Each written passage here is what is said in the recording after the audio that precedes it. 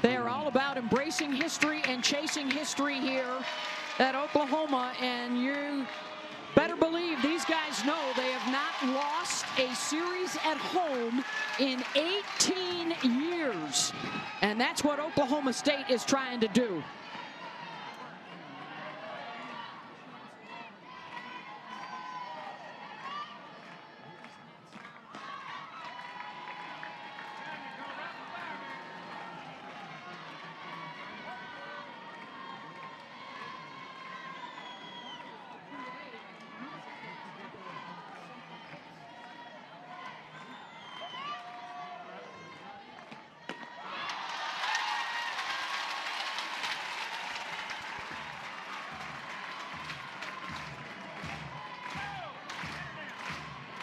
One and two, the count to Jillian Bouillard, the transfer out of McNeese State. 1 of 3 to hit a home run in game 1 last night. And their 6-3 win.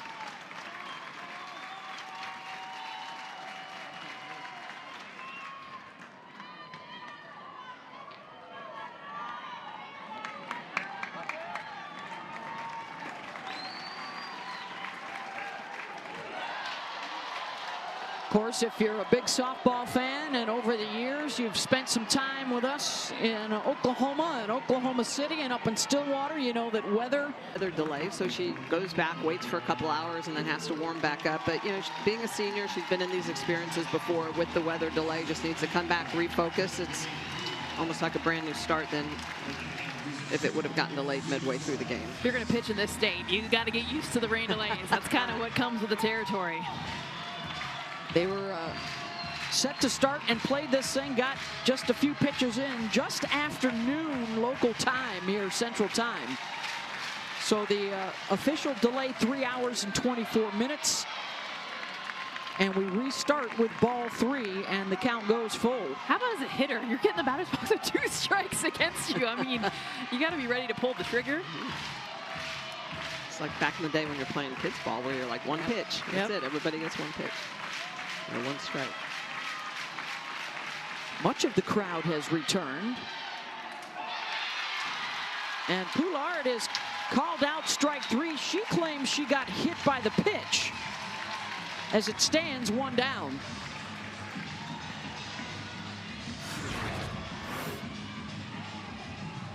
It's a rise ball in the upper half. She's saying it hit her backhand. So watch that top hand. You see the split grip. It looks like it nicked her fingers.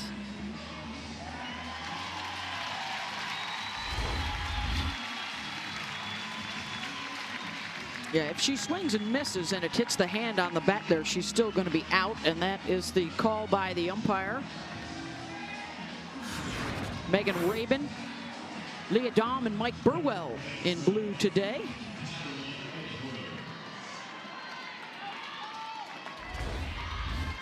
So with 1 down, here's Talon Edwards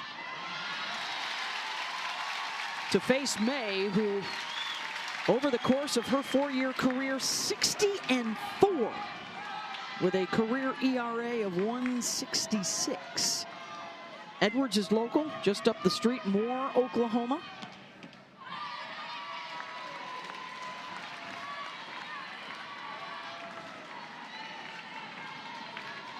A freshman All-American last year.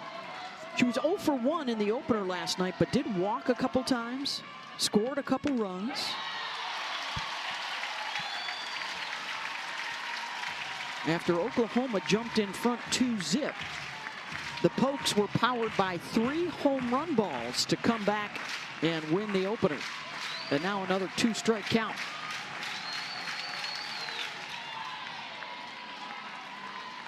Blocked by Kinsey Hansen behind the dish. The Johnny Bench Award winner, best catcher in the country last year.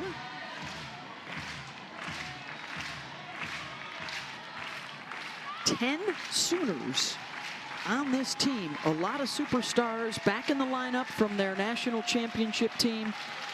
Each of the last 3 seasons for Oklahoma State, well, they lost 5 field starters, as well as their ace pitcher, Kelly Maxwell, who transferred from Oklahoma State to Oklahoma.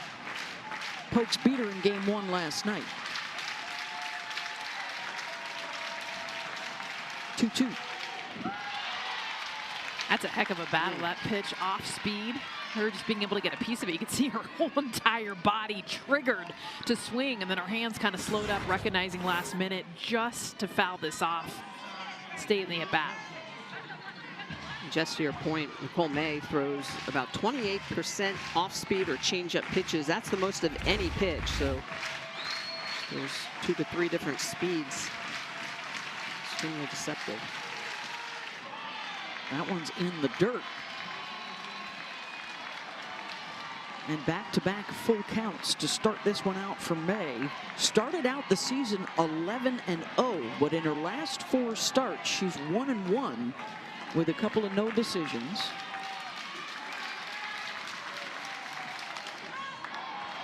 Infield pop, left side, Tiare Jennings at short. 2 down. And Nicole May can really upset the timing of batter, and that's really the key for her. If she can throw that changeup effectively and really work that rise ball up in the zone, a little bit of drop curveball, she can be extremely effective. But the pitch she does throw the most, 28% at that changeup, rise and drop at about 20% each.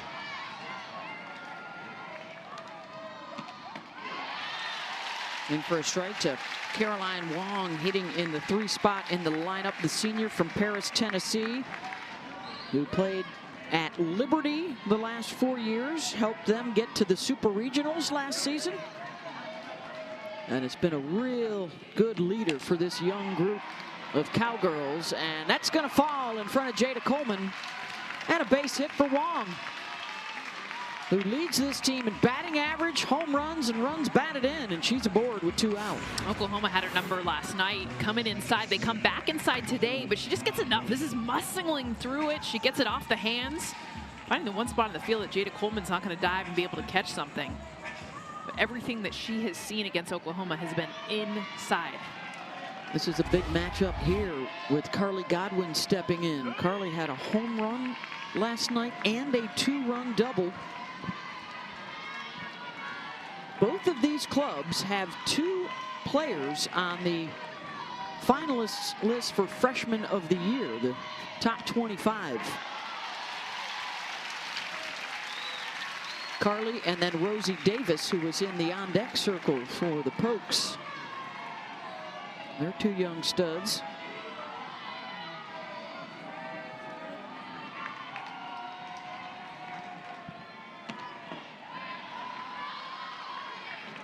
May still kind of getting feel for that drop, Smitty. We've seen the changeup work well, the rise ball, but the drop has been non-competitive. We've seen it hop 3 or 4 times before it gets to home plate. And you see Godwin's power numbers, the freshman record for home runs at Oklahoma State. It's nearly 350 with runners on base this year. And another batter reaches a 3-ball count. Rise ball in the inner half. Godwin doing a good job of laying off that pitch. All these hitters trying to figure out the strike zone. And she draws the walk. And that bumps a runner into scoring position for Davis.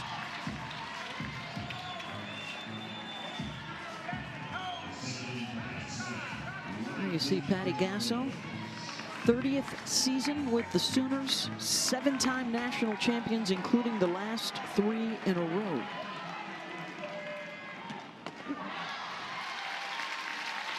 And another banner year in this final season in the Big 12 for Oklahoma and Texas. Those 2 and this Oklahoma State team all ranked in the top 5, all expected to host regionals and supers, amongst the favorites to get to the World Series. Ground ball to Jennings at short. Side retired. Couple stranded. Hard down with that movement and has that attack mindset. And she's just having a great senior campaign. That's a new tradition they're trying to start here at Loves Field. They get on their feet, start with the O, and then on the first pitch, bring it home with the U. Jada Coleman in this senior class, amongst the best we've ever seen in the sport. Certainly they can lay claim to that with a 4th straight national championship. So consistent over the course of her career. The numbers have taken a little dip over the last month or so. The Sooners hoping to trigger both Coleman and Tiare Jennings at the plate as they get set to head into their final postseason together. Had a hit last night, walked a couple times.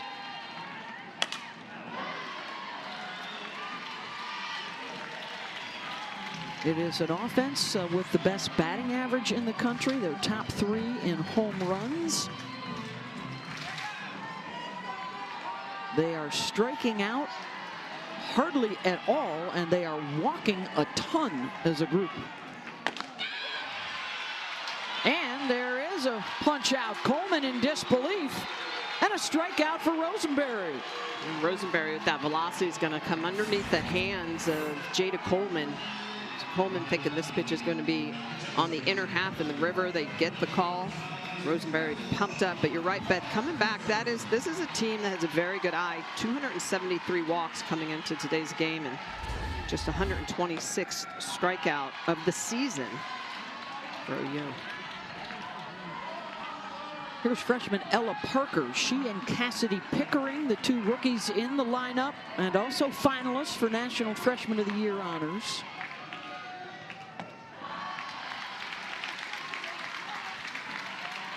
She is a veteran hitter for a freshman.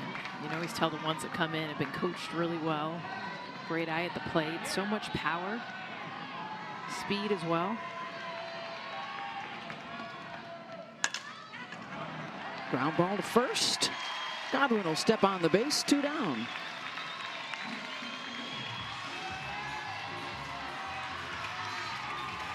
And here comes Tiare Jennings. All she's done so far in her career, well, 7th all-time in home runs with 91, 6th all-time in RBIs with 300.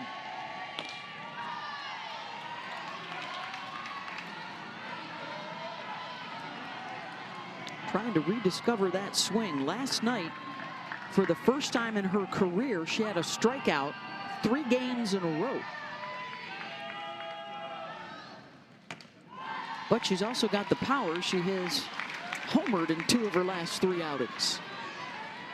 It's amazing the standard that she has for herself. 3 for 22, worst stretch of her career.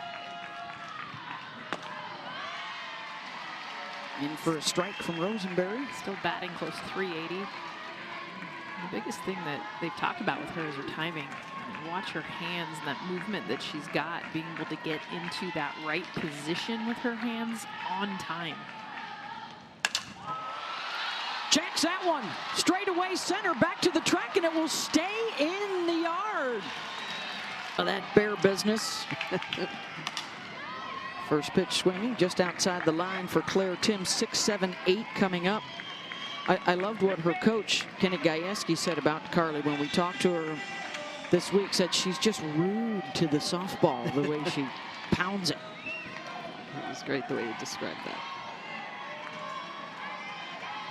Tim is the sophomore from California, had a hit in the win last night.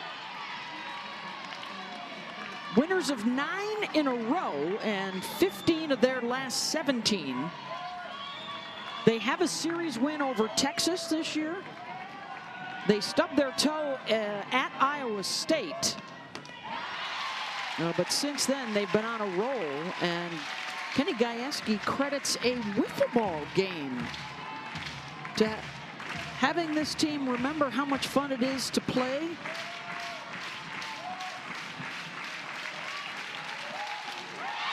Tim swings up and out of the zone, and the second strikeout for May, 1 down.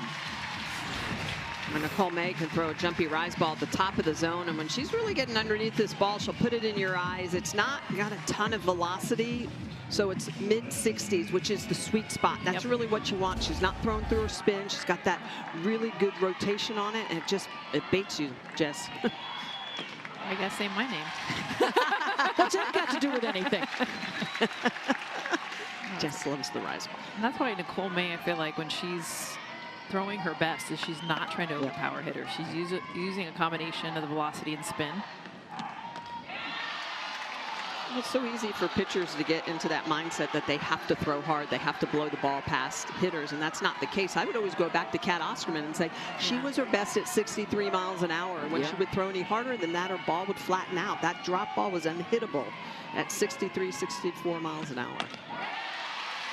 Still the all-time record holder for strikeouts per 7 innings in a career. I think it's over 11, close to 12. Incredible. Per game. 2 strikes to Michaela Wark and a 1-2 count. Jennings has been busy, handles that hot shot. 2 out.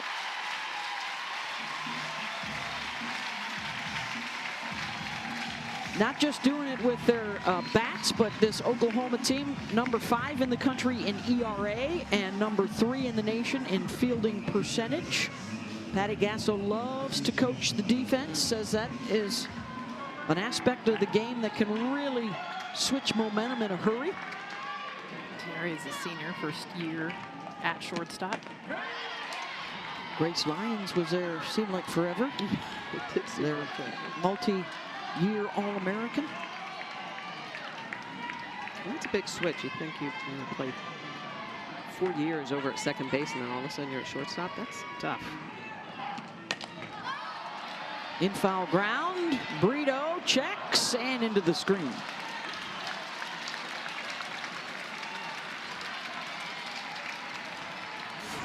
I love watching Alyssa Brito too, how she checks before she gets to the fence or the net. Does everything she can to try to get her glove before it hits the net.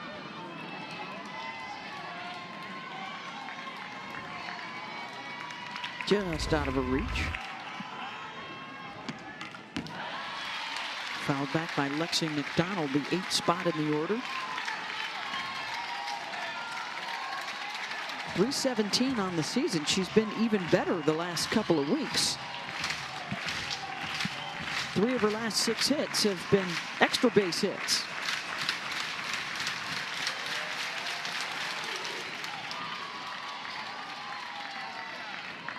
That's a nice pitch by Nicole May. Took just enough off of that. Get McDonald a little bit out in front.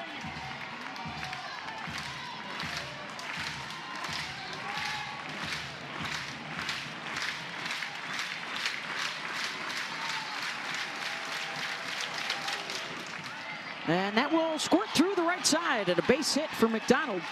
Second of the ball game for Oklahoma State. And just like in the first inning, Kenny Gajewski's crew has a 2-out base runner. 2-strike swing. And Smitty, same pitch, a little bit off of it. You can tell the off speed. Hits it off the end of the bat, but perfect location. That 3-4 hole finds its way through. That's their 6th hit of the series with 2 outs. And Megan Bloodworth in the 9 spot in the lineup. She's out there every day for her glove, for her defensive work. Let's see if she can come up with a clutch AB here.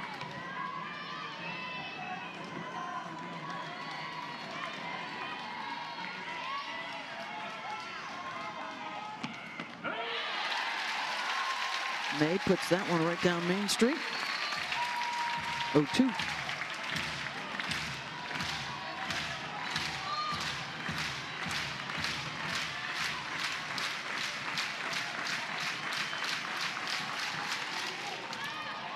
Pops it up. Back on the grass is Torres, and she's got it. And that has got the Cowgirls back where they belong. And Holly, that has put them in a position that they have not been in a long, long time. Coming here to Norman, how satisfying that win was last night. We talked to Kenny pregame and says, hey, we're throwing everything we got at them today to try to win the series. Oklahoma, I mean, they've been so good for so long, guys. They have not lost a series here at home in 18 years in the regular season. It's incredible. It's absolutely incredible. In some of those years, it wasn't even that they were so dominant throughout the country. They just were really dominant within the Big 12.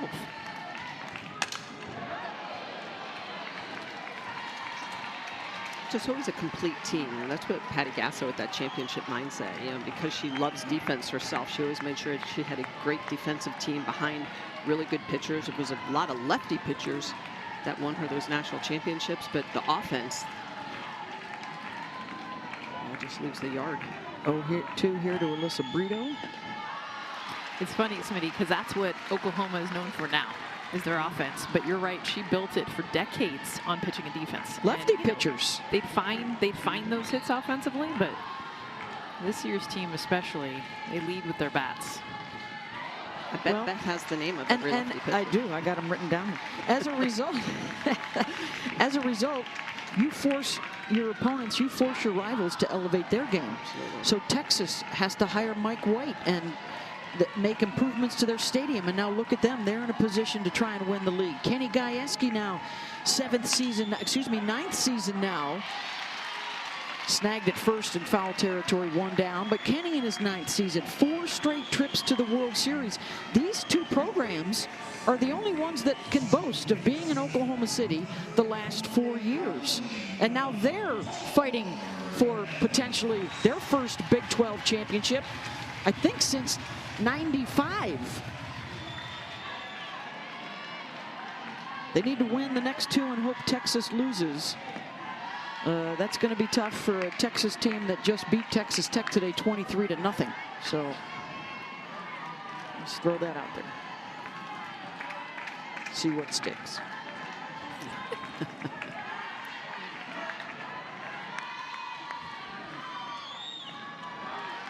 I think Reese Atwood, a couple of home runs today, so she set the new single-season home run record at Texas.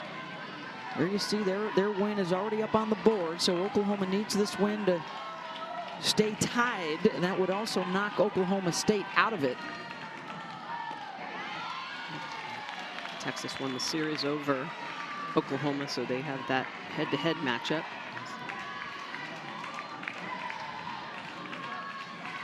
It's 11 Big 12 championships in a row for Oklahoma. 2-1, swing and a miss for Torres.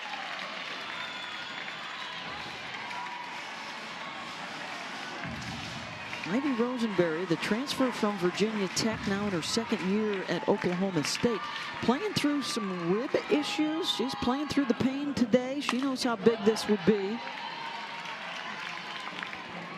She's such a unique pitcher, too. And somebody talked about the higher velocity, but she also has low spin.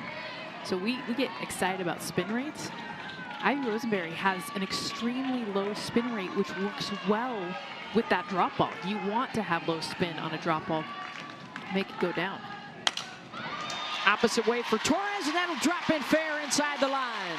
A leaner to second as McDonald slipped out in the outfield, and she's in there standing up. And the first base runner for the Sooners.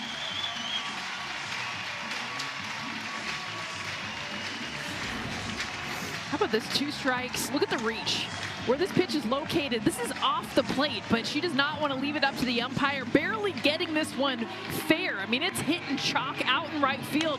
Maybe a 60% swing just to get to the ball. Shows you her strength. In for a double. RBI opportunity here for the freshman Cassidy Pickering.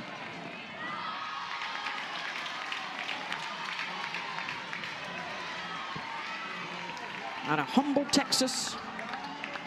Had a hit, drove in a run yesterday.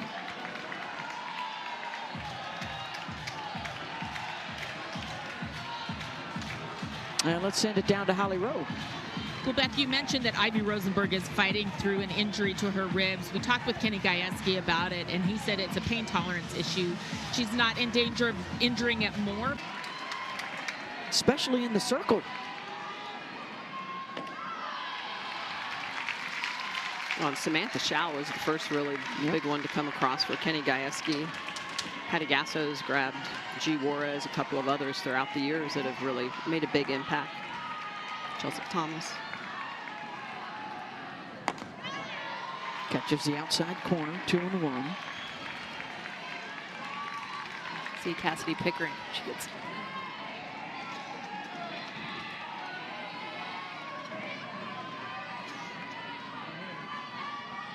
2-1.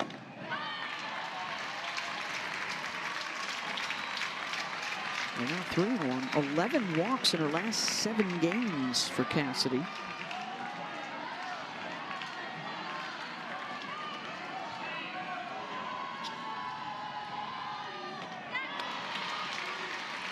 Swing and a miss, full count.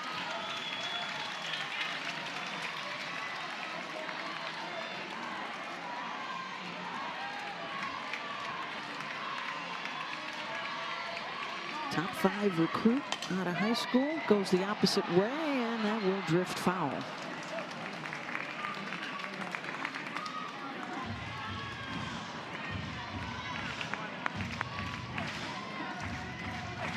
.361 with runners in scoring position. It's top 10 in the country. Cassidy Pickering. You see that front toe that she leaves open. First walk drawn for the Sooners, and a couple are aboard. All kinds of unique hitting styles. Oklahoma Sooners always experimenting with different things. She does that with her front toe to kind of help clear her hips. There, good eye. Get on base. And yet another walk, the most in the country for the Sooners. And that sets up Kinsey Hansen, who steps into the batter's box with the best average on the team at .430 on the year. Which is why it's interesting having her in this 7-hole. I mean, one of the best hitters in this lineup. Patty Gasso has continuously moved her hitters around the lineup. Trying to find those spots.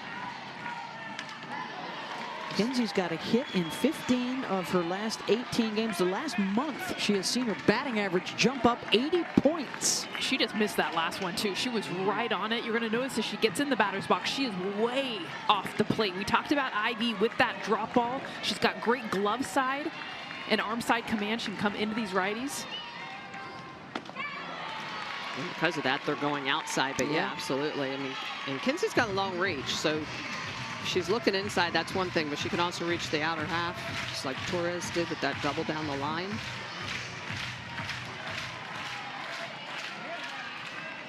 One-two from Ivy.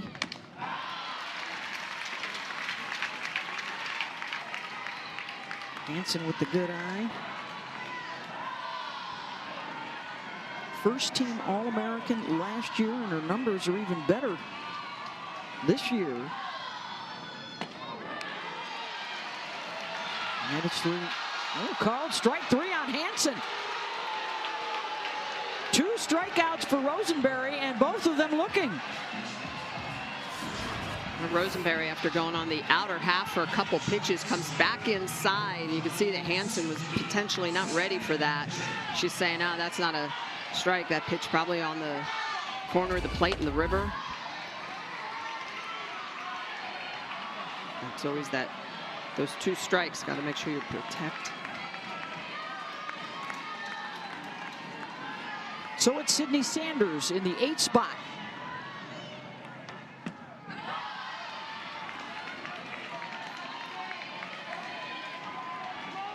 Oh for 1 last night with a couple of walks. She is your embodiment of that 3 outcome player. It's going to be a walk, a strikeout, or a home run pretty much.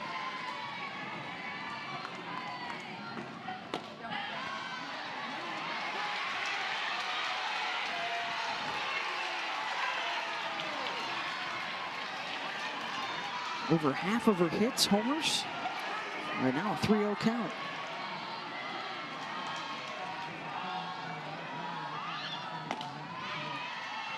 Taken all the way.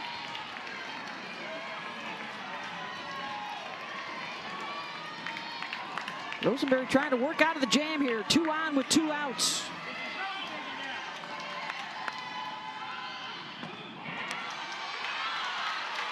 Full count. That is a great spot to locate against these right-handed batters. You can tell it freezes them up. There's a lean. They're off the plate, but they're leaning to go middle away. And right now, Ivy is doing what few pitchers can, and that's get that inside corner. That's a strike right on that inside part of the plate. Swing and a miss, and Rosenberry comes all the way back from 3-0.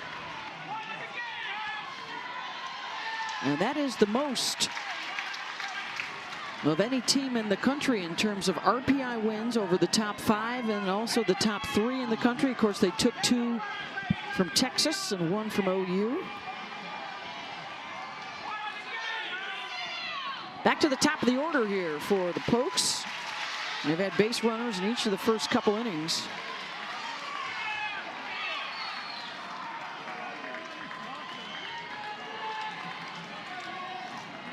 Last night, her 7th home run of the season.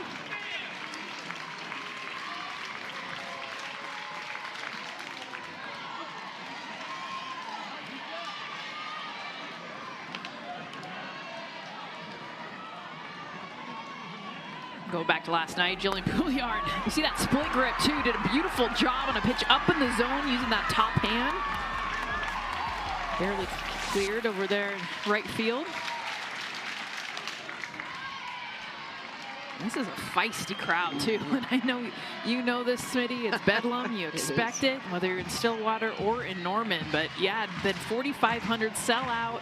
A little impatient with the rain, 3 hours, and they are yelling right now. Well, and it's really become a rivalry the last few years because Oklahoma State now is starting to win occasionally. And that ball got away from Hansen. And Poulard to first.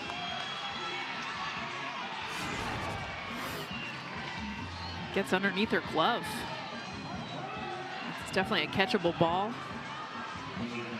That's the movement. When Nicole May can throw that off speed and chase you down into the dirt, that's when she picks up the vast majority of her strikeouts. So a strikeout, but then the wild pitch in your scorebook.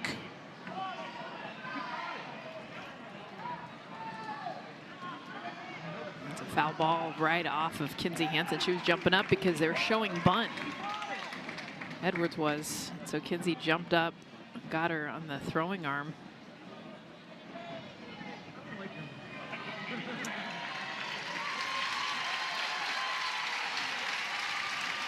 Nice hand from the crowd for Kinsey.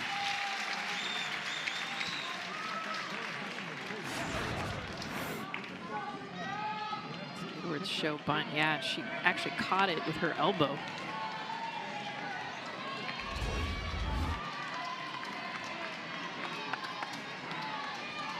She'll stay in there, the senior from Norco, California. Here's Talon Edwards. Does get the bunt down. Brito fires to second in time to get the lead runner.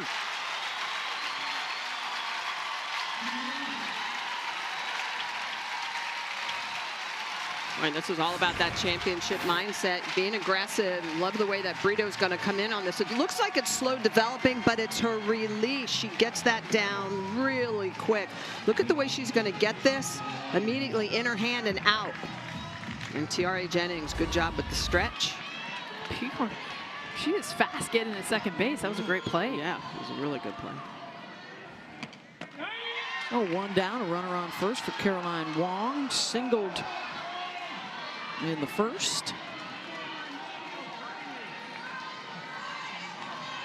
With so many new faces, with so many young players, the Cowgirls have leaned a lot on Caroline for leadership and that veteran presence.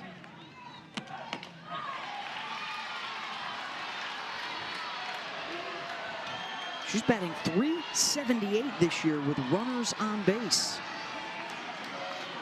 And look at the numbers during this 9-game winning streak.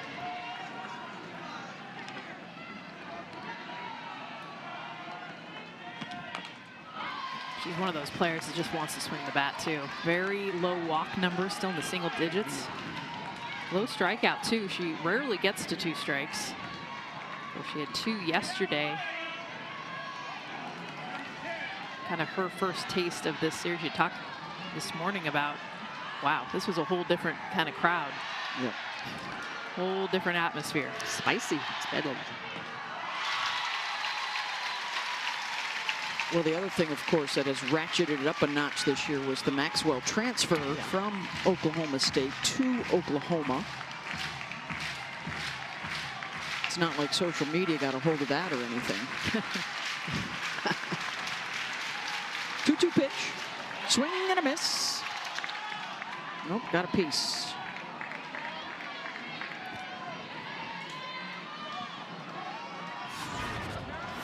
Previous pitch was a changeup. They come back to this again, and just enough of it off the end of the bat. They've been attacking her inside, Smitty, really coming in on the hands, and so you can see her front side start to pull open.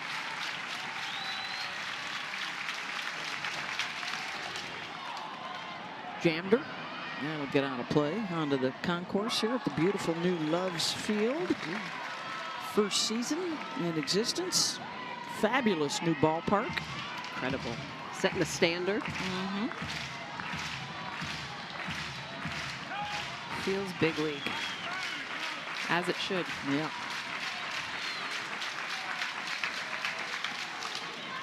Wong drops down to scoop that one up, and Jennings is there, 2 down.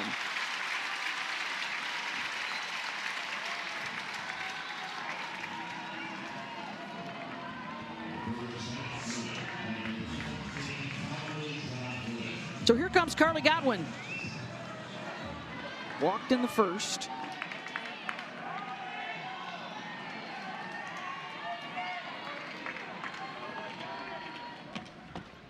As much as we talked about the numbers of Wong, the hitter prior, it has been all Godwin so far this series, and just a freshman.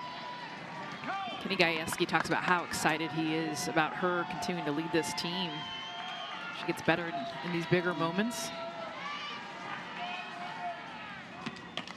Sometimes freshmen hit that wall, right, and the numbers start to plummet. She's been the opposite.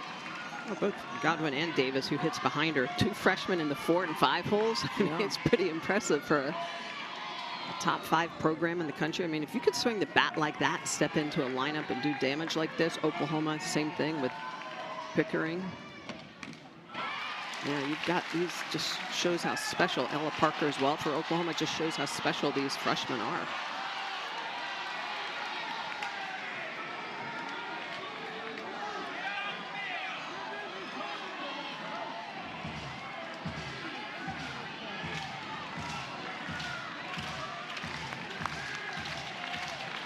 Now 1-2 count to Godwin.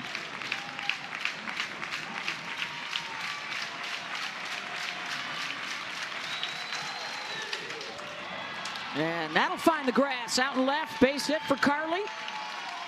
Edwards will hold at second.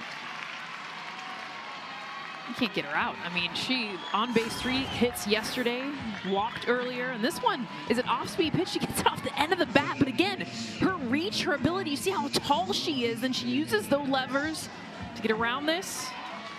Another hit for Carly Godwin in this series. Yeah, and that's a 1-2 pitch that may, with it being off-speed, needs to be a little bit lower in the zone. Try to chase that into the dirt. Second time now they've had a runner in scoring position. Couldn't get it home in the first. Can Rosie Davis do it here in the third? For Oklahoma State, they're going to go back and they're not being able to sacrifice Pouliard over. Keeps a run off the board with that base hit by Godwin. That's why it's so important to go after that lead runner. Great play by Brito.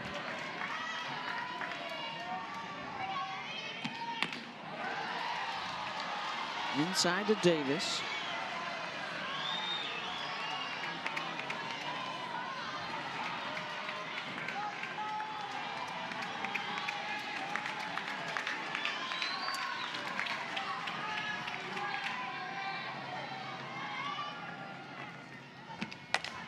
Right back up the middle. They're going to hold the runner at third. Edwards will stay there.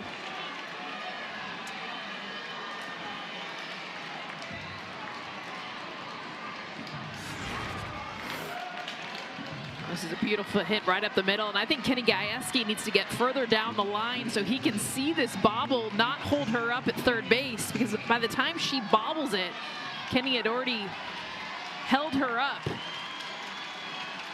stopped her momentum. So now the base is loaded for Claire Timm, swinging at the first pitch, and Sanders has it at first. It's been amazing. Here's Riley Boone. And a run of seniors. Coleman on deck. Tiare Jennings due up fourth this inning. What you got for us, Holly?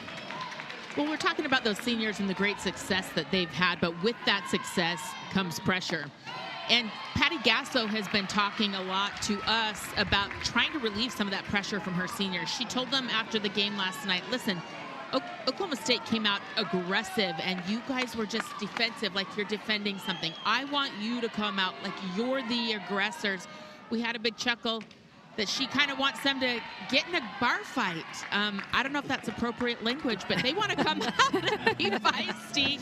Not all of us have been in bar fights, but those of us that have, we know exactly what she's talking about. I believe there's a story about Holly Rowe in a bar fight somewhere in there, but that's for a later date. We'll get to that in the 5th. Boone slashes that one to the right side. One down. Well, and to Holly's point, you know, a lot of times when we played, and I know we did this with Team USA, we would every inning we'd ring the bell, ding ding, like it was a boxing match. Like, all right, who won that round? You know, because it is. You've got to be at that level of excitement, that level of aggressiveness to play at your best. Back to the top of the order, and Jada Coleman.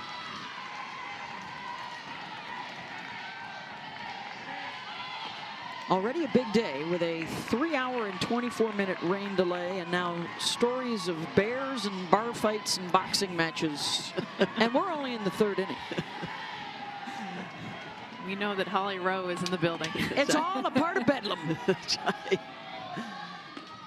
In this, the last regular season matchup as part of the Big 12 softball sorority. Of course, Oklahoma and Texas leaving for the SEC next year.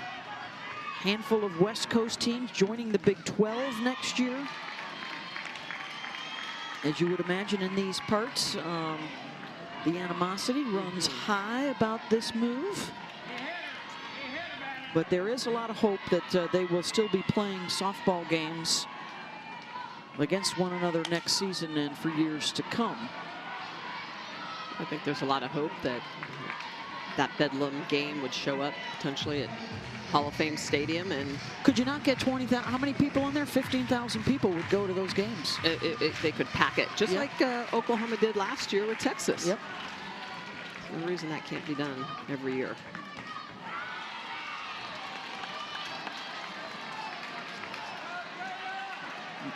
You've also noticed probably the turquoise uniforms for Oklahoma State and a special ball cap that Kenny Gajewski is wearing today. All a part of celebrating Native American culture, which of course is huge in this part of the country.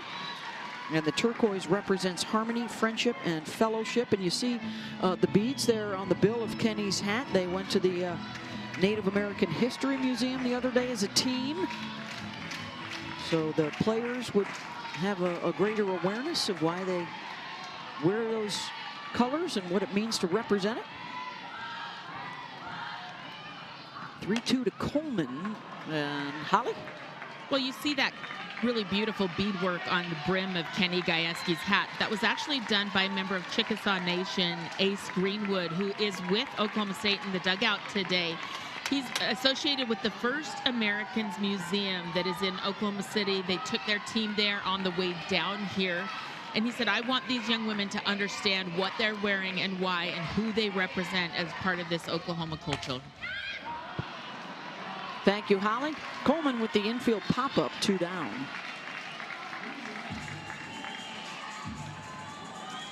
pretty amazing. It's got his initials in there. Awesome. Kenny said it was a gift that he received, and just he almost didn't want to wear it. Yeah. And they were like, no, you have to wear it. He's like, well, I don't want to get it sweaty. No, you have to wear it.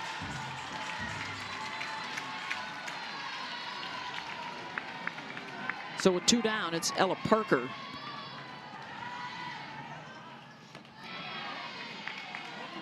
Neither side able to break through. Oklahoma State has had chances. They've left 6 on base. And for Oklahoma, only a couple of base runners so far, just the 1 hit. They only mustered 3 hits in the loss yesterday, and they had a 2-hit game in a win last weekend against Central Florida. So the lumber hasn't been thumping of late like it has throughout much of the season.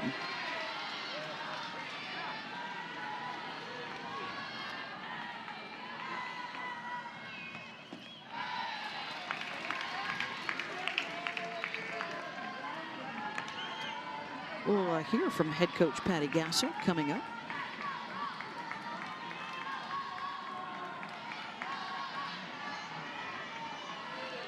Who just recently passed the 1,500 win mark.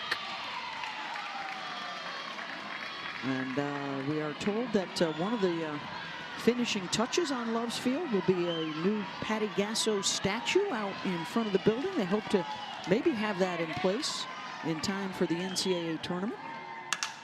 Parker reaches for the outside pitch. Godwin's there to gobble it up. 1-2-3 inning for Rosenberry. Scoreless still in Norman. That long delay, it takes some of the edge off of a Bedlam matchup. How are you trying to get it back for your team? Just trying to score right now. I think Nicole May's doing great. Our defense is fine. Offensively, we just got to find something we can hit. And right now we're fishing around. She's doing a good job hitting corners. You had a beautiful ceremony pregame with your senior Tiare Jennings. How special was that for her to celebrate her heritage? It was wonderful and emotional for me. I have a love for the Polynesian culture because I've had it in this program for so long. And there's just a proud culture, and you felt that today. And for Tiare, I thought it was unbelievable, something she'll never forget. And her dad was right in the middle of the ceremony. So those are things that, away from the game, you just, you never forget. Thank you, Coach. Yeah. And here is that ceremony pregame. Tiare got right out there on the field and brought to tears by it all. So much going on, right, guys? With especially when you have so many seniors on a team. We've seen it with several other programs around the country. It equals emotions. You've got expectations. You've also got things coming to an end. You've got the history of trying to win a 4th national championship in a row. You've got the future that is uncertain.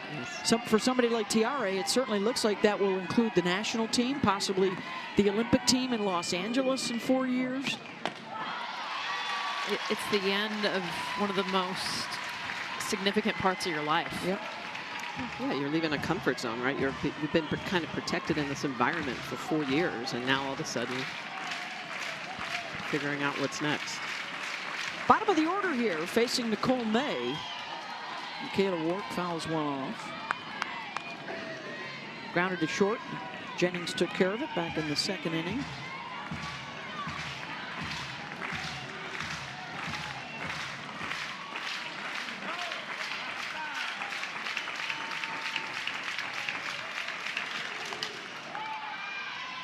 This is a Sooner program that has been so good for so long. You know, really were the favorites the last 3 seasons to win it. Maybe not as heavy a favorite this year to win it. Certainly they're on everybody's short list. But what we've seen around the country would lead us to believe, with all the upsets and more parity nationwide, that mayhem really could be chaotic this postseason.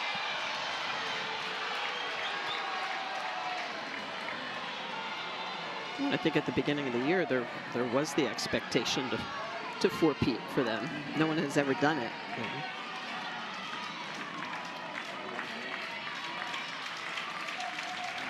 1-2 to Wark.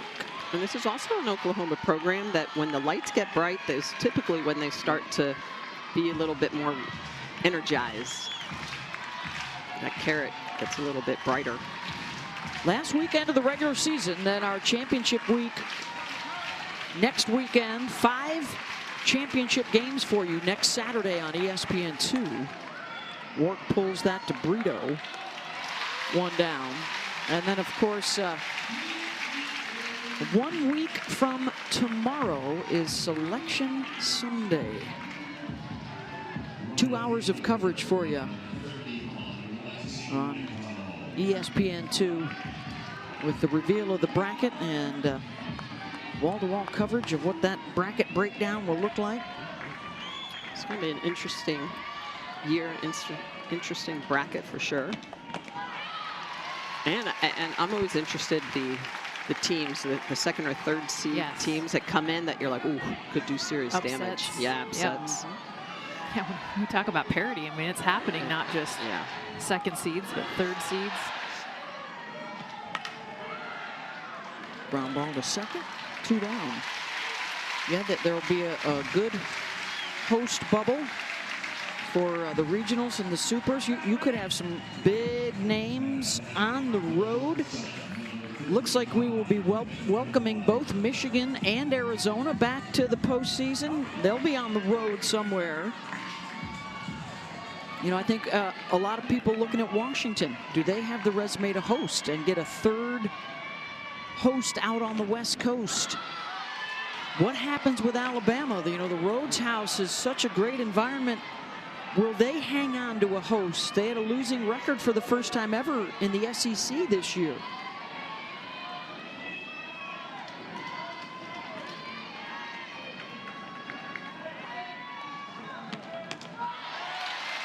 Bloodworth swings through it. Also, at this point, does not look like there will be a host in the Midwest. There will be not be a host from the Big Ten unless somebody has a huge push here late. Michigan's been hot. They lost today.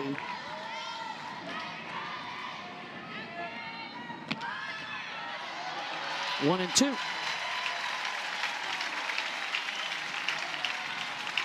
Nicole May looking for her first 1-2-3 inning and get to the heart of the order, back up for the Sooners.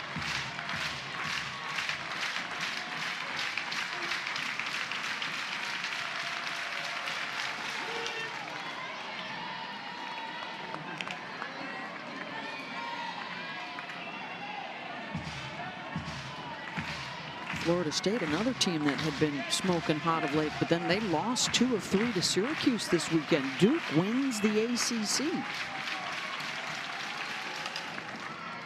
Brito.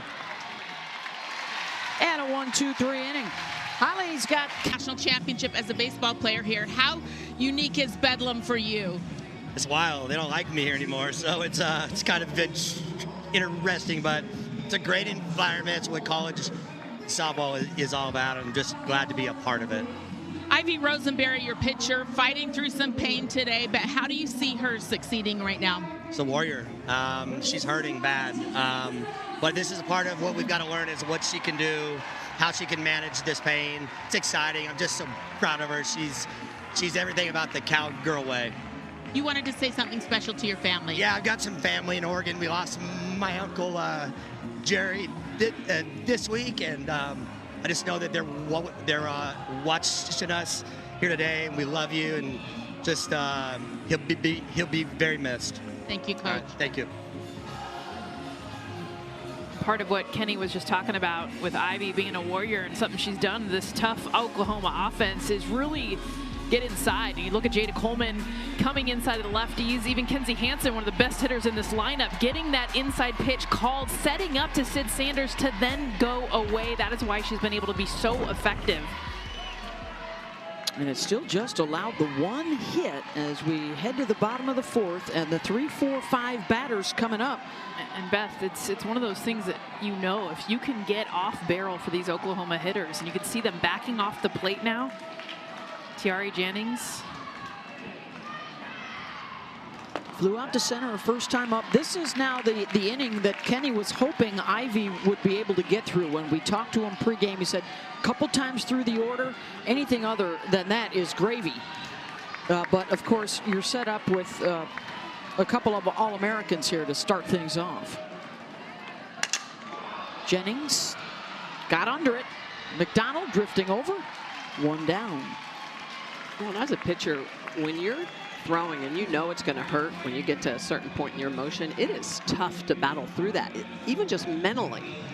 So for Rosenberry to be doing what she's doing is really quite impressive.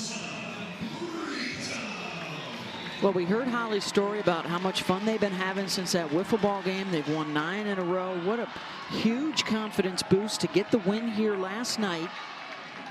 Their first win in Norman since a postseason win here in '97. Their first regular season win in Norman in 31 years. And now they're trying to take the series here today.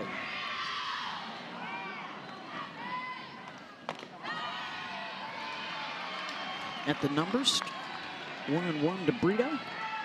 Alyssa popped up to first base back in the second inning. You could see the pain on Ivy's face after that last pitch. I mean, she was cringing.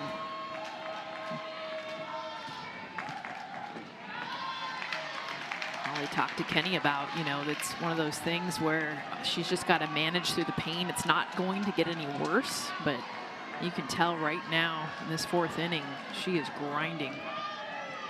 Senior from Winchester, Virginia. Started her career at Virginia Tech. Brito out into shallow center, and that's going to drop. And she's going to take second because nobody was there to cover. They were all out in center field. And this is off the end of the bat, but Bloodworth Davis, middle's going back, trying to catch this off the end of the bat, and you could just kind of tell it had that flare hit about it. Really good effort by Rosie Davis, but this is the senior leadership of Brito. She's going to see this and realize that there is nobody at second base and easily going to take that, what should be a single, into a double. And that'll bring up Torres, who has the only other hit for Oklahoma, a double in the second. She was the only runner in scoring position prior to this moment. And a chance for the Sooners to jump in front.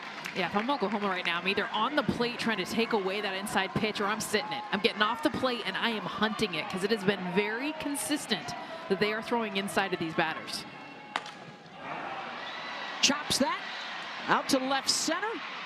Poulard is there, and Brito will hold at second. 2 down.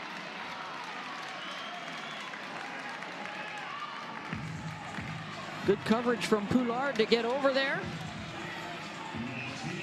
And now it's left to the freshman, Cassidy Pickering, who will step into that left side. Walked in the second. See that self-talk. Talking to herself.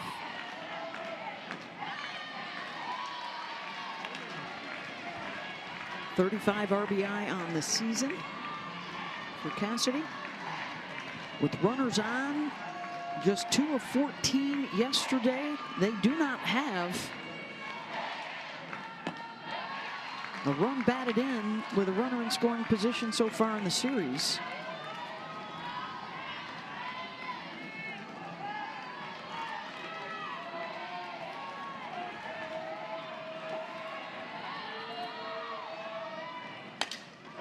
Pickering out to center, and that's going to drop. They're waving Brito home. Poulard's throw is not in time as Brito slides under the tag. And the Sooners take the lead.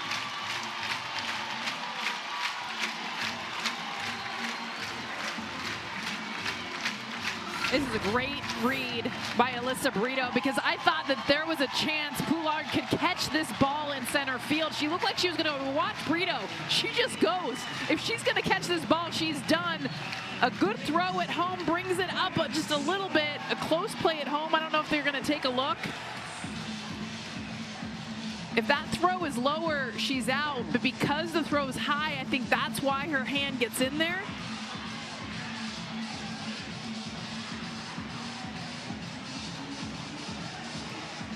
Wow, that is so close. There was a play at the plate yesterday involving Oklahoma State, and the call was reversed. I don't know. Run was taken off the board. Yeah. Are the fingertips down, or are they still up in the air? You need like the overhead, which we don't have, but to be able to see home plate. The biggest thing is it enough to overturn? So the call is safe. And unless you can see that her fingertips are up, I don't know, she might be out. She might be out. That's... That look one frame back. This might... Well, it's hard to tell where the tag is applied to the body.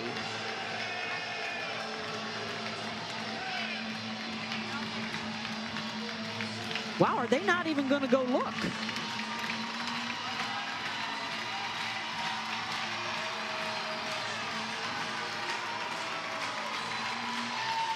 Communication with them. I'm not sure what the exchange was between the umpires and Kenny Gajewski. But on the throw home, Pickering also was able to take second, so now Hansen has a chance for an RBI.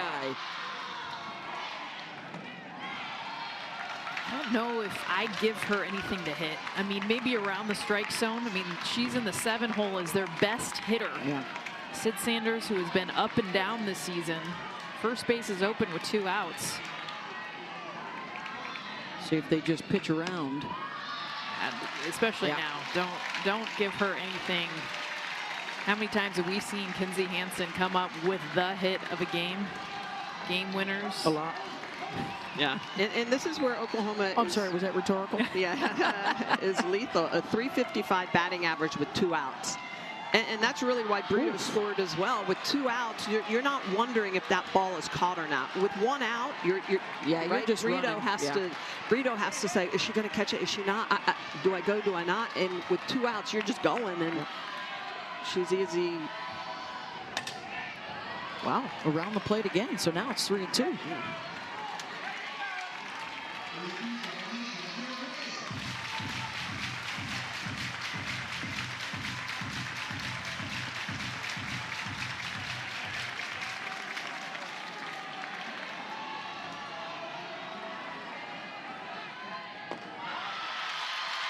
And Hansen draws the walk.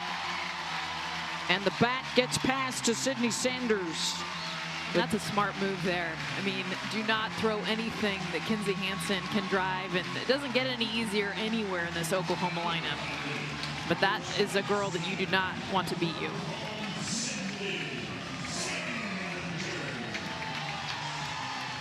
So you're going from a .430 hitter to a .270 hitter. The danger here is the power. As Sanders takes a strike. Her first at-bat, it was a 3-0 count, and then Rosenberry came roaring back to strike her out. And that was the setup pitch for the strikeout. Her coming inside, getting that inside pitch called, and then going away. Here's the 0-1. 1-1. With 2 outs and a 1-0 Oklahoma lead. 2 on base for Sanders. Has not had an RBI in the last 7 games.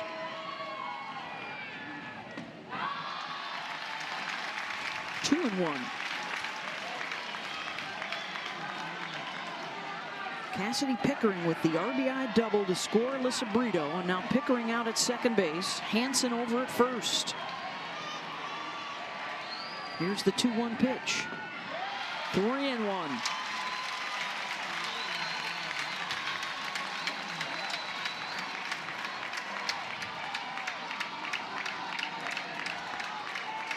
With the party starter, Riley Boone on deck, speed to burn.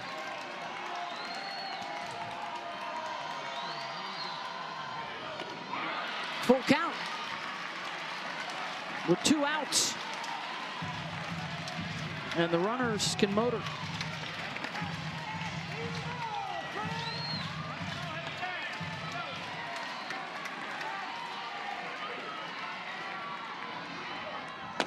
Struck her out. Rosenberry delivers big.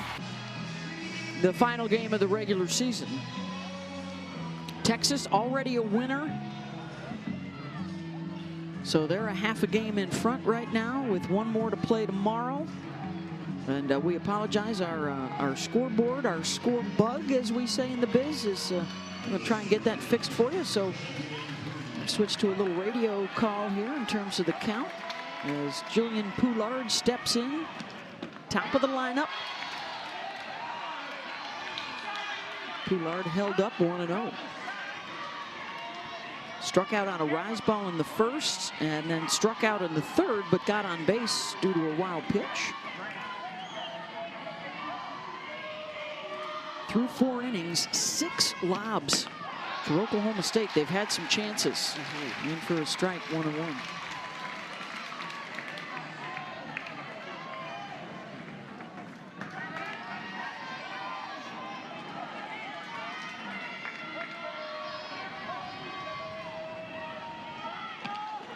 This powerful offense that May has kept quiet.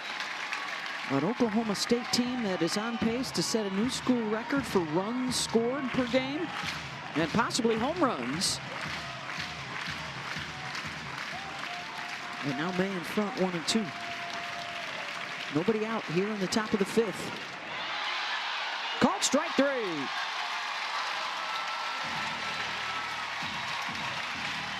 Third time through the order for Oklahoma State, but Nicole May has just been so strong. It is this off speed that has been so effective. That changeup really fooling these Oklahoma State hitters. You can see that the buckle.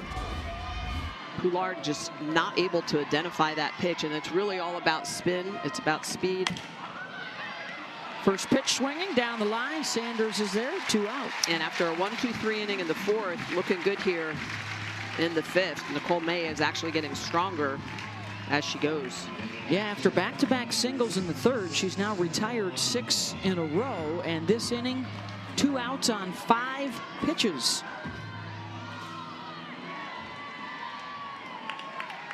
See if Wong makes her work. 1-0 Oklahoma here in the top of the 5th. It's interesting. They were a lot more aggressive the first few innings, and now OSU taking a lot of strikes.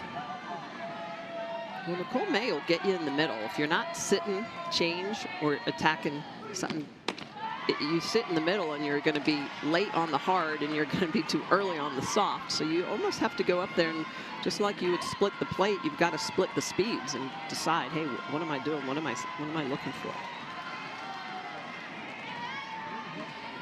Caroline has one of their 4 base hits, a single back in the 1st, and now down 1-2 with 2 out. On this senior weekend for the senior Nicole May.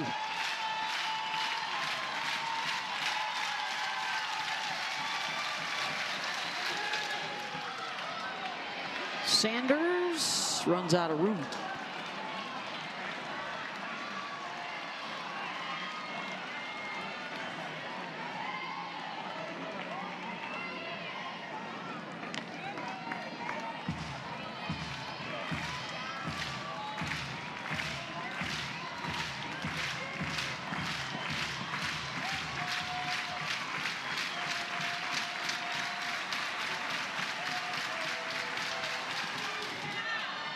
It's a pitching staff, you know, wants to respond to the challenge. Of course, they lost Jordy Ball from a year ago, the most outstanding player of the World Series last year, transferred to Nebraska. Their ERA numbers have not been as good this year as last. But boy, can that group make its mark heading into the postseason for the Sooners. Wong drives one deep and out of here. The Pokes tie it up. The home run ball for Caroline Wong.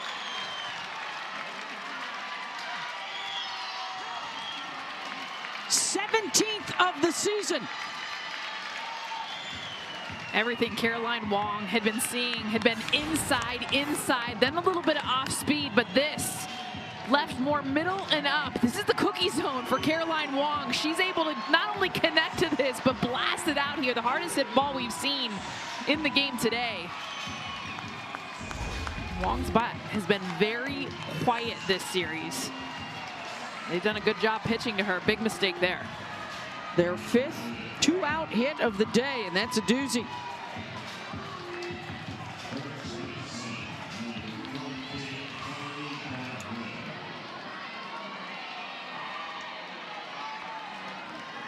Carly Godwin.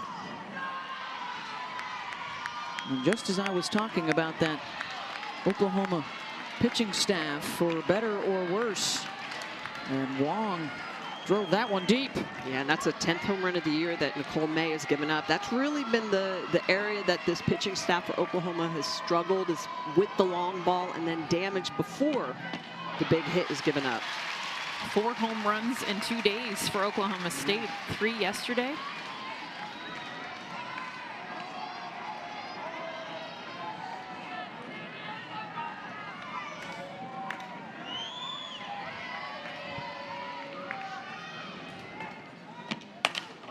Yeah, and for May, when she started the year 11-0, she'd only given up 5 home runs, but now 5 home runs in her last 5 outings. And all even at 1 apiece.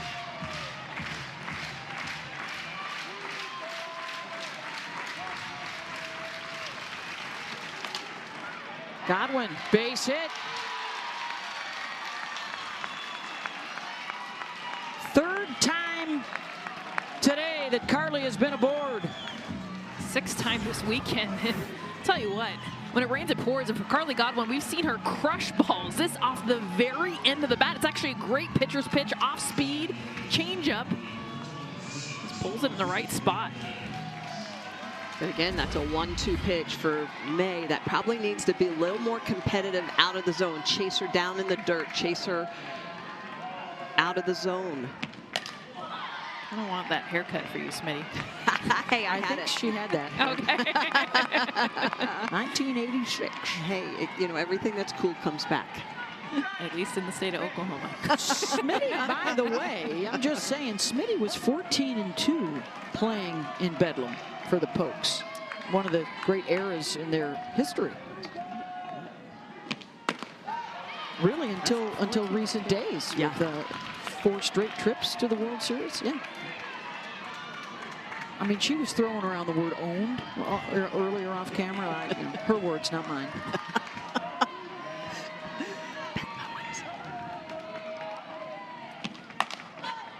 Davis pops it up, and that'll take care of the inning. But Caroline Wong downtown. It's because she is up near 77% drop balls. Dropping down the bunt is Riley Boone. Go ahead, run aboard to open up the bottom of the 5th for the Sooners. Perfect execution of a drag bunt. Watch what Riley Boone, because she gets that top hat up, just absolutely makes that ball die in front of home plate. Wong had no chance.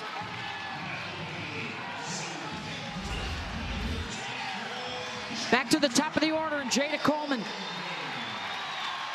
Top 3 in the lineup are 0 for 6 so far today. That all coming against the starter, Rosenberry.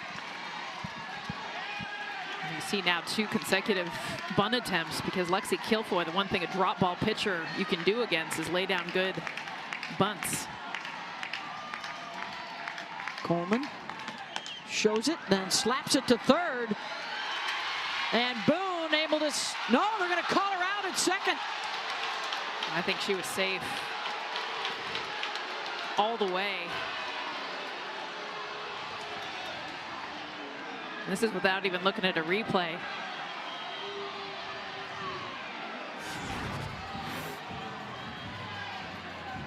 Looked like a little bit of a bobble on a wait. Edwards waiting for Davis to get over to the bag. That's safe. Yeah, that hesitation from Edwards was everything. As soon as she hesitated, she needed to go 1. Of course, the speed of Coleman. That's the beauty of short game. This should be an easy, quick call. And that speeds up the process. And they are going to keep the call as is and call her out.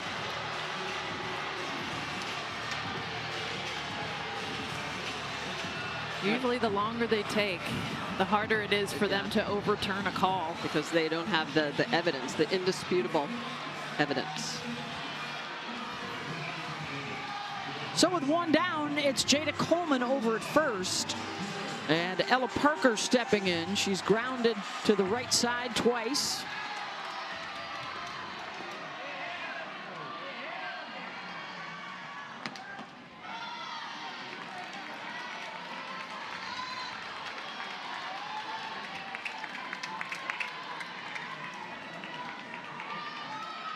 Ella's been up around the top of the order because not only packs some punch, but she's got some speed too. Off speed from Kilfoyle in for a strike. Lexi coming on in relief to start the inning.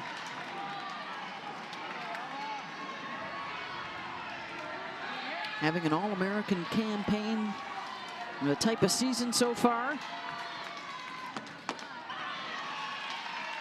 20 wins on the year, including the win yesterday. She faced 16 batters through 73 pitches coming on in relief.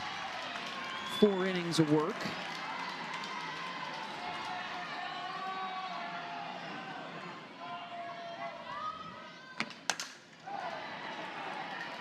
Parker a little late on that, 1-2.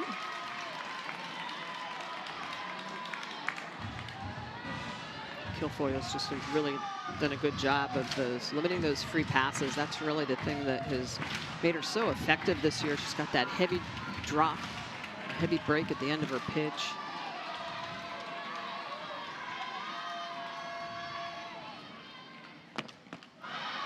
One, two. Oh, it bounced away from Wong, but Coleman stays at first.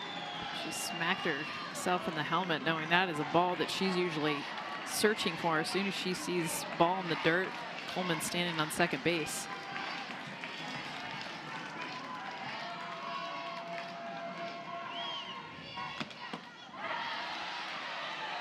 Well, the other thing about Lexi too, of course, is, you know, after transferring, she's on her 3rd different pitching coach in the last 3 years, 1 at Alabama and 2 at Oklahoma State. Well, and Carrie Eberly actually matches up very well. She also sees Casey Clark back in Tampa, who's a great pitching coach, so had some really good work. And there is the free pass to Parker. Yeah. Go ahead run now at second base.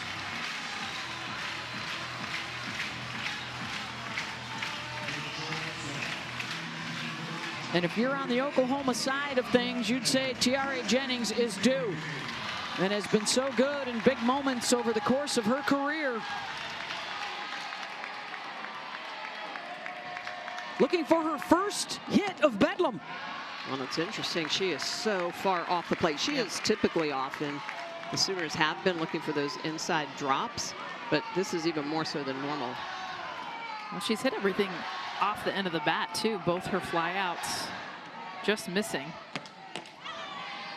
Kilfoyle comes back inside on her for a strike.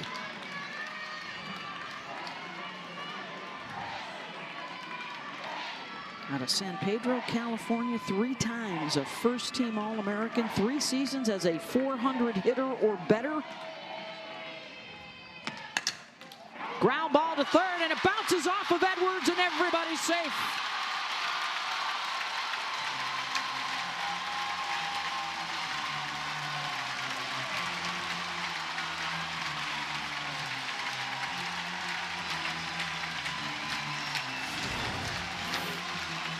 This ball just hit so hard at Edwards. Going to take a hop up off of her chest. And that's what the power of this Oklahoma offense will do, is that not only we talk about their batting average, but the way they... And this is a senior against a senior. Brito does have 1 grand slam this season. She's hitting .375 with the bases loaded.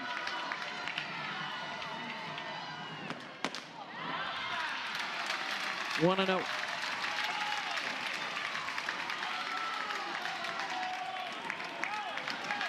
Middle infielders for Oklahoma State are going to be pulled up the line. You can see they're well in, and with Brito being a righty.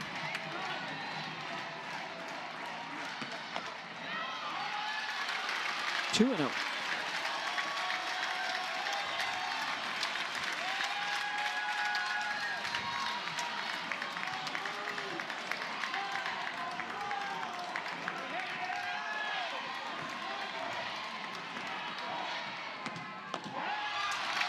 Off speed, 3-0.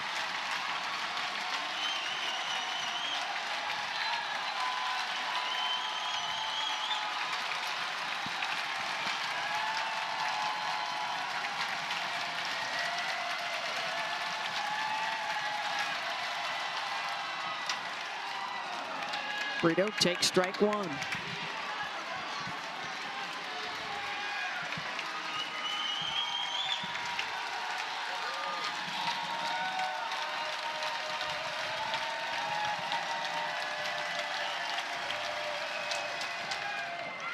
Three and two.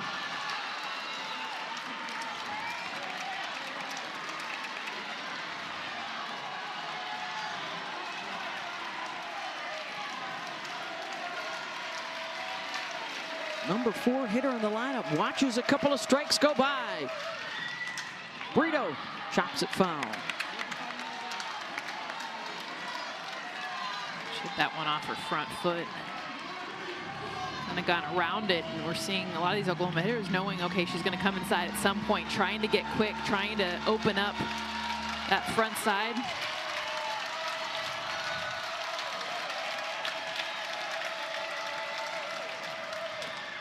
Struck her out. Lexi Kilfoyle gets the K, 2 down. Well, the setup pitch is something hard low and inside. Jesse, we were just saying that Brito gets around, and then a off-speed pitch on the outer half just gets Brito to swing through it. Yeah, this is a terrific job. 3-0 with this crowd, by the way, on their feet. Comes back 3 consecutive strikes, actually 4 to get her out. Now it's Elena Torres, doubled back in the second, flew out to center field in the 4th. Go ahead run at third here in the bottom of the 5th.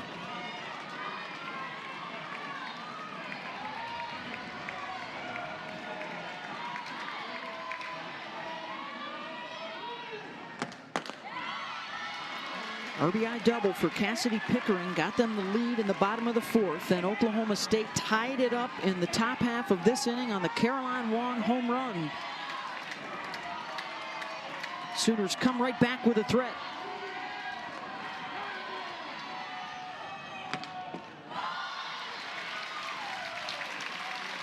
Kilfoyle falling behind again.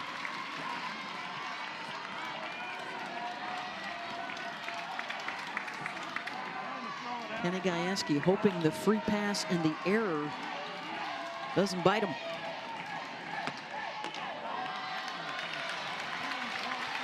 That's a beautiful pitch, and Caroline Wong was actually set up for that outside and ended up catching it inside. Otherwise, I think she frames that out, gets the call.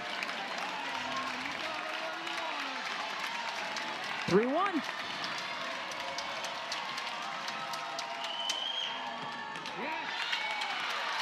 Ball 4, and that'll walk in a run, and the Sooners are back in front.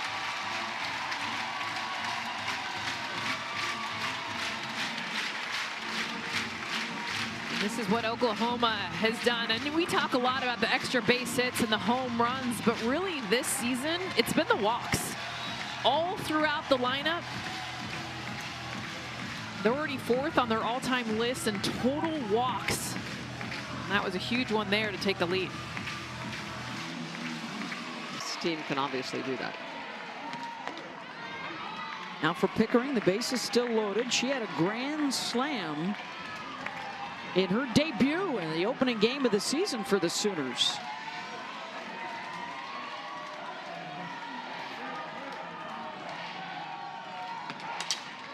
Goes with the outside pitch and foul.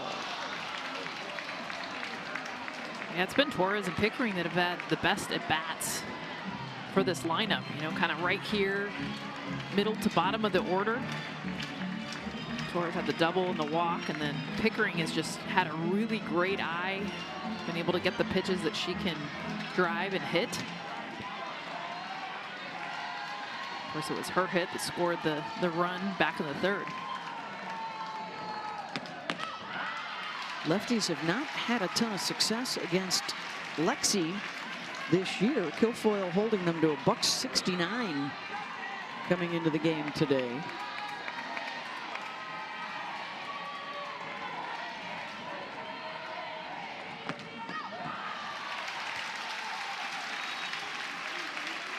but those lefties have been pesky in this inning.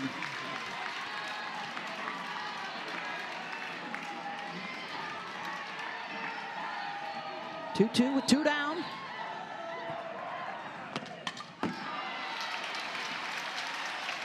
Pickering so late on that, and she is smiling because you can tell 2 strikes she was trying to protect against anything off speed. I mean, she caught that, or hit that almost when Wong was catching it. Well, the outies are shallow and shifted way left. Another 2-2 from Lexi, and the swing and a miss. Kilfoyle with a couple of strikeouts on. The State needs a win to stay in the race, and Claire Tim launches that one deep and gone, and the home run barrage in this series continues for the Pokes. First pitch. Wow, first pitch swinging. Don't waste any time. And we were talking about that. Oklahoma State early in this game, aggressive early in the count. We saw in the last couple innings, they had stopped that, taken a lot of strikes, ended up striking out, looking, getting deeper in accounts. Claire Tim, though, you can tell she's hunting inside. Gets a pitch right on that corner. Beautiful job. Once you get barrel to a pitch in this location with the power of Tim, immediate home run. Yeah, 8th home run of the year for Claire Tim, just driving that ball deep. And that's when you're just smart. You're just knowing what you're going up, looking for a hunting, and then you're just reacting. You see it on the inner half, you're sitting in, and just get that barrel to ball. The Cowgirls respond to both runs scored by Oklahoma. There's not a lot of orange in this stadium, but you're going to find probably the biggest patch where Claire Tim hit it out in right field.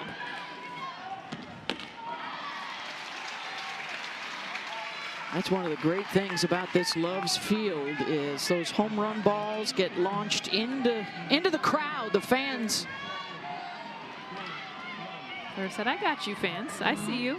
20 to 30 deep out there in left and right. They actually have already had to add some temporary bleachers out there because of the ticket demand. Love that. They've got boxes out in center field. This is great for the sport. Yeah. Oh, so good. I had goosebumps Yeah. walking in here today. Holly Rowe, I think, is working on the, is that trademarked yet? The Gasso Garden out there in center field. Michaela Wark, another deep drive, and that is gone. Her second of the series. And as soon as she swung the bat, she started to celebrate.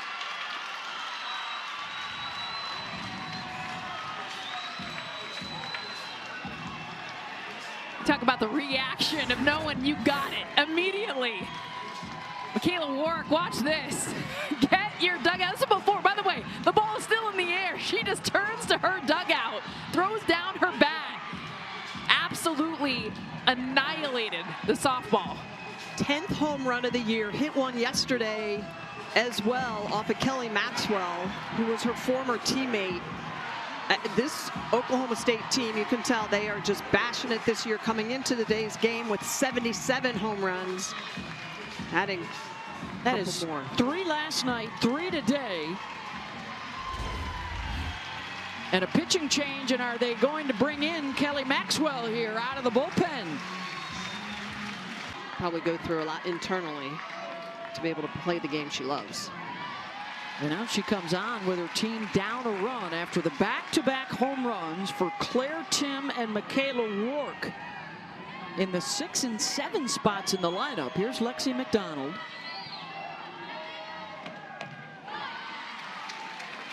Second time they've seen Kelly. Of course, she took the loss last night. 4 innings of work, 4 hits, 3 earned runs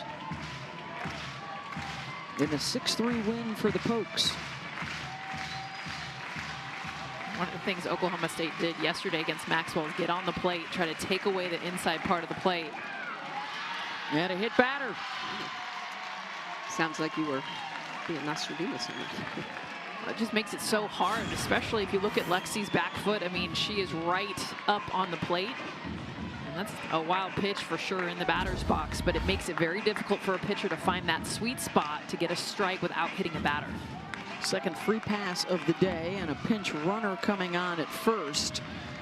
McDonald could re-enter as Tia Warsop. And just to your point, you know, part of Kelly's game is throwing that curveball backdoor, even that rise ball. She just has that tight lefty spin and will throw it at your hip. But when you're up on the plate, there's now base runner for Megan Bloodworth. Corners are in, expecting the bunt, and that will stay on the chalk. And everybody's safe. Warsop headed for third. And the short game works. Runners on the corners. And nobody out. And that's a tough play for Kelly Maxwell, because I think she's letting it go, thinking it's going to roll foul, reading the spin on it. But it just doesn't. It stays fair. You can see Kelly's kind of waiting for it to roll foul. It does not. The throw down the line. Well, and because she's right on the line, so she fields this literally right in the base path, so that's why it hits the runner. Really good job. Perfectly executed bunt. Yeah. Good job getting the bunt down. A great job getting over to third base. I think Patty's checking to see if the runner was in the inside the line, running down to first.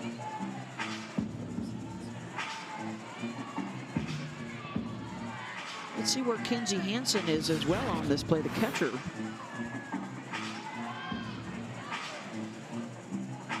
Oh boy, she is inside the line.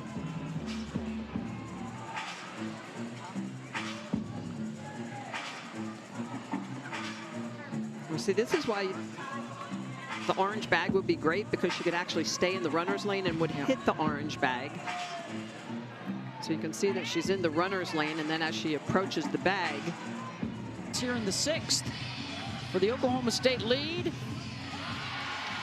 And the call will stand. And Oklahoma State with 2 on and nobody out. And now Jillian Poulard, a strikeout victim 3 times against the starter Nicole May, will face Kelly Maxwell.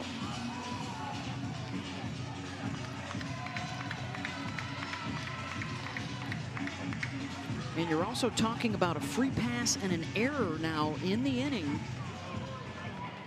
for the Sooners. Really good speed on the bases with Warsop and Bloodworth. In for a strike to Poulard.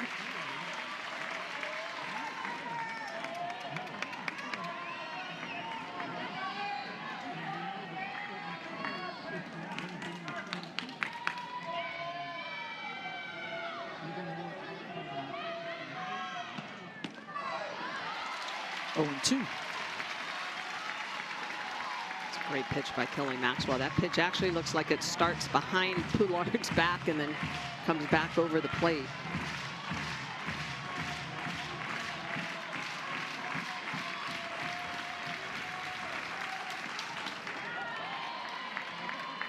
And got away from him.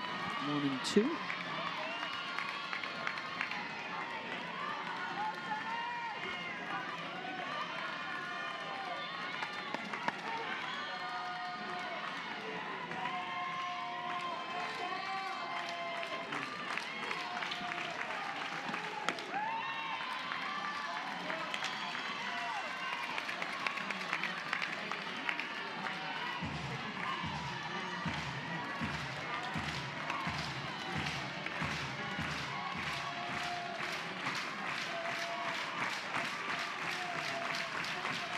Here's the 2-2.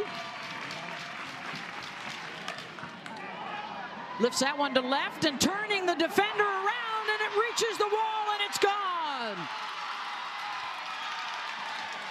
3-run home run. It's the 3rd of the inning for Oklahoma State. And off the bat, I did not think that that was leaving the yard. If you look at the replay on this ball off the bat looks like it's going to be a shot to Pickering. You can see the way that Poulard has worked back from an 0-2 count. It's down at her shoelaces on the outer half. She goes and gets it, but the wind is blowing out, and this ball just leaves the yard short, compact swing, top hand heavy, the way that she's got that split grip. Watch Pickering. Pickering came in 2 steps, to your point, Smitty. Yeah. Her reaction was, this is a fly ball in, and then it just carried all the way over the fence.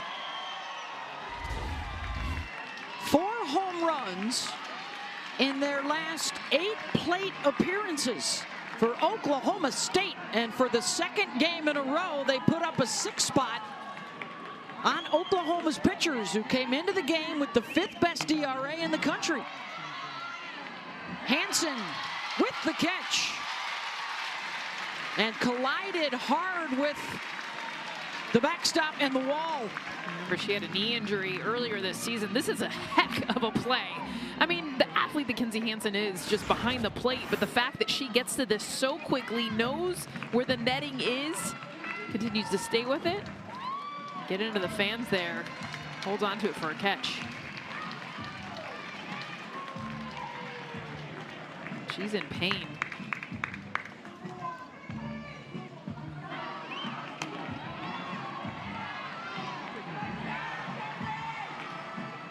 What a turn of events here in the 6th inning.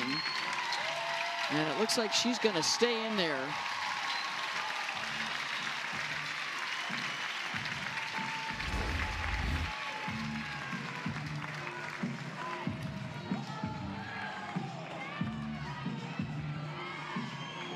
Remember, too, earlier this game, she had a direct foul ball, hit her arm. Yep. Right for the catcher. Whew. Yeah, Nicole made a lot of pitches down in the dirt. Really beating her up back there. Here's Caroline Wong, the solo home run in the 5th inning. Also has a single today. Kenzie is still in pain.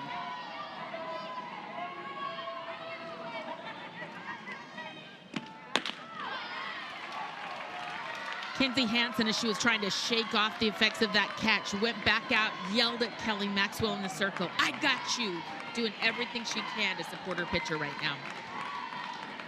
Yeah, a tough inning for the Sooners. It started with Nicole May, allowed 2 home runs, and now a home run off of Maxwell.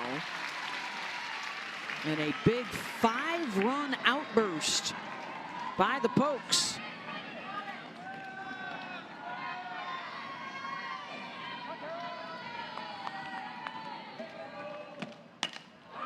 Wong, check swing, back to Maxwell.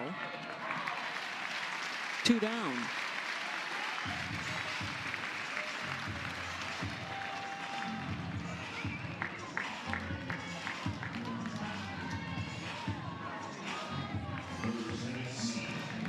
This is the best inning that any opponent has had against Oklahoma all season, with the 5 spot.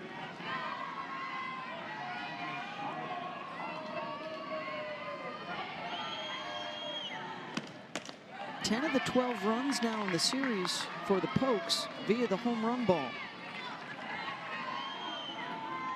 Since Vanessa Shippey-Fletcher has taken over as the hitting coach for Oklahoma State, this team has really, really turned around offensively. Look like they're enjoying themselves too. Their swings, not everybody's cookie cutter. They have 14 players that have home runs. I mean, there's just so much power, which Oklahoma State hasn't always. They were always scrappy, you know, putting the ball in play.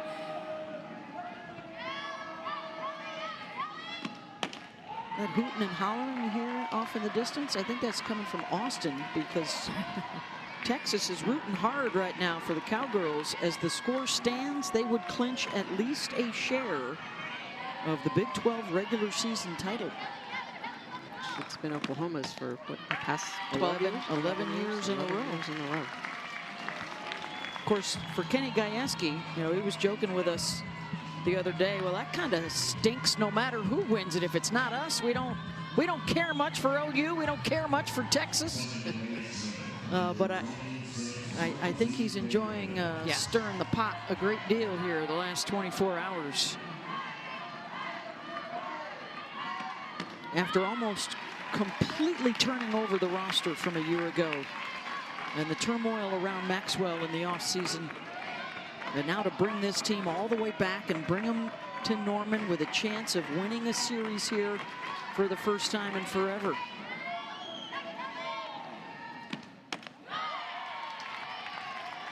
Well, it's hard to beat Oklahoma on the road, but to do it in Norman, it almost feels like you're climbing Mount Everest. Texas won the series in Austin. Oklahoma State beat Texas, but in Stillwater. Ground ball to Brito at third. And the inning comes to an end, but 3 as they try and win the series here in Norman and help Texas get a share of a Big 12 championship.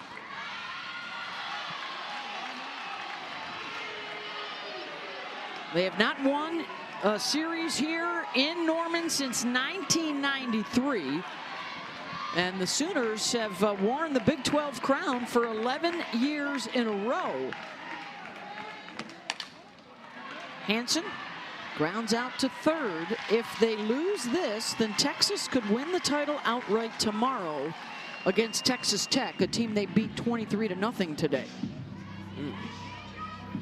1993 going back. That's head coach Sandy Fisher at the helm, who was my coach. Had an outstanding career, really built the program. Yep. And, you know, when Kenny Gajewski was hired for this job, he said, hey, I want to honor her. I want to bring this program back to what she built. And he would know, because obviously he was playing baseball at Oklahoma during the years when Sandy was at Oklahoma State. And there's that record, Beth, that you were talking about. Yeah, what was he, 4-2, I think, as a baseball player in Bedlam. Quincy Lilio will come on as the pinch hitter, her 26th at-bat of the season, 4 for 26. She'll hit for Sid Sanders in the 8th spot in the lineup. Sanders with 2 strikeouts in this game, and Patty Gasso, we've seen him kind of mix up the lineup, but now getting some other hitters a chance.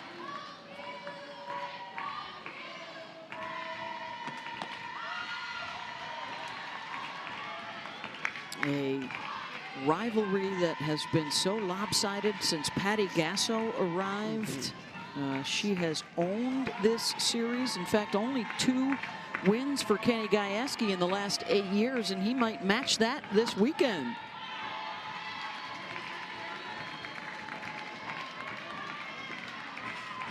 It's such a difference when you can score, and I think that's been the difference for this Sooner team versus the past. They're actually they're scoring more runs and have more offensive production, but their pitchers are giving up more. For other teams, it just gives them so much more hope. And a strikeout of Lilio. Second for Kilfoyle, 2 down.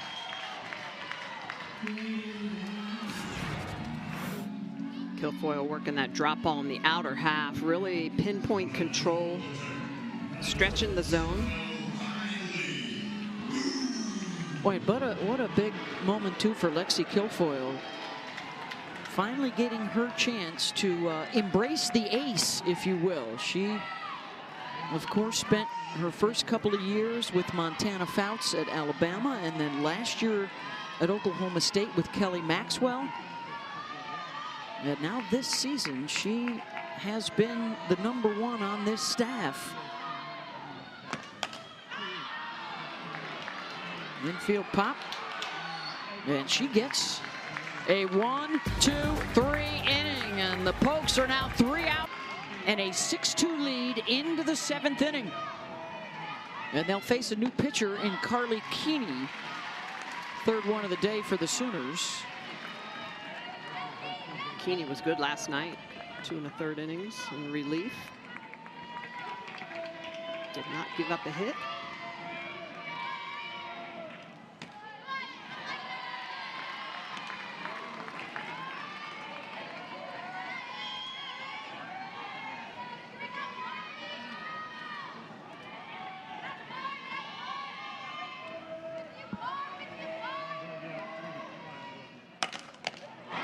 Right back to Keeney. Oh, and the throw gets away from Sanders at first.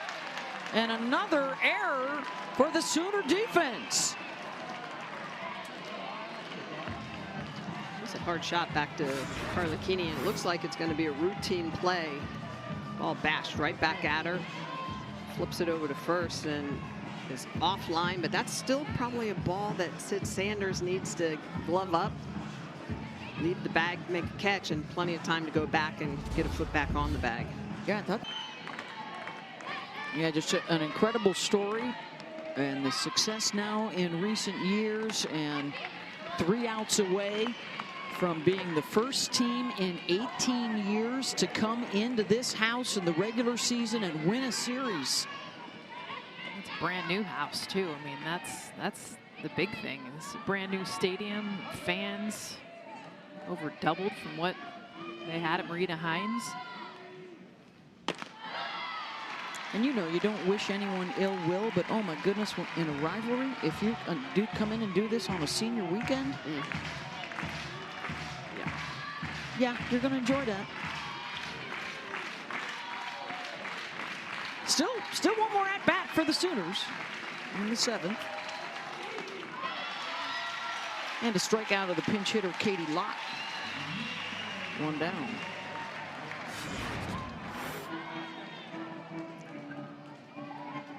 Keeney working that drop ball, inner half. Kenny Gajewski trying to get some of the younger kids in, get them some experience. Warsop is the hitter here. Came on as the pinch runner in the last inning.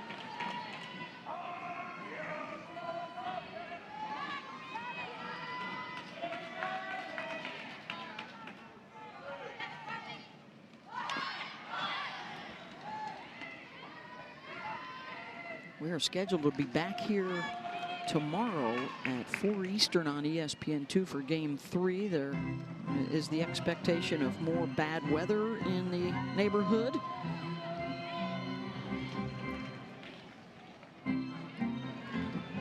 But this final weekend of the regular season, we've seen Duke win the ACC. We've seen Tennessee now win back-to-back SEC championships. Northwestern with a share of the Big Ten. And now possibly Texas with a share of the Big 12. UCLA also with at least a share of the Pac-12 championship heading into play later tonight.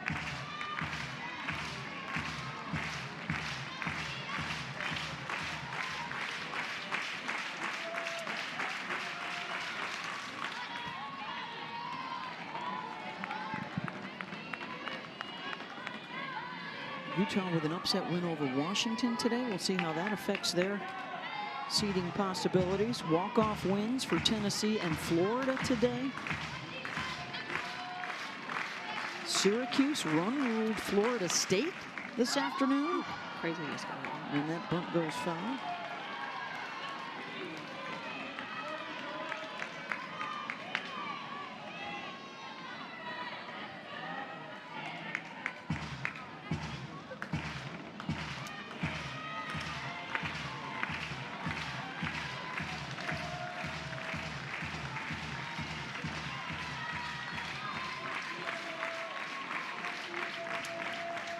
One-two pitch.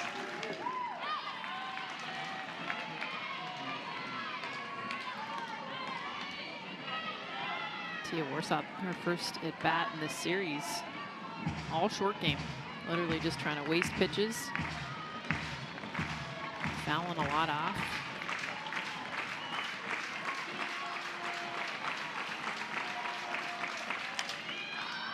It's popped up. Brito has it. Well, it's been all up and down the lineup, too. Every position, all 9 in the batting order have reached base here today. 6 different players have scored their 6 runs.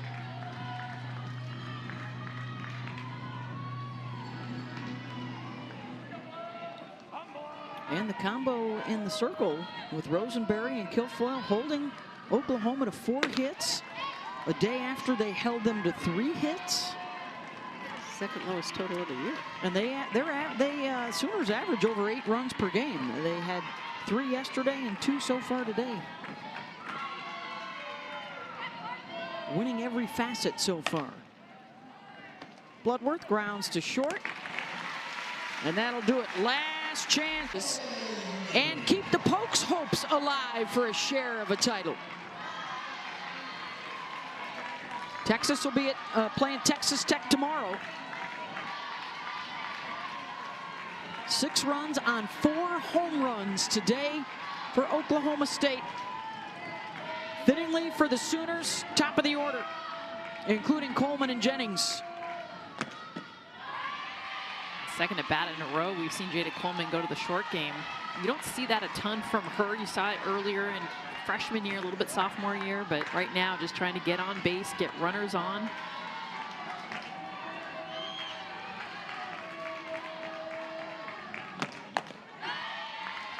In for a strike, 2-2.